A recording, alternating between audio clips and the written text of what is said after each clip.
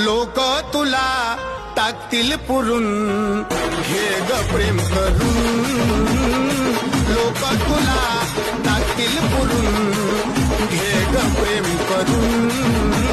लोक तुला टाकतील पुरून, घे ग प्रेम करून.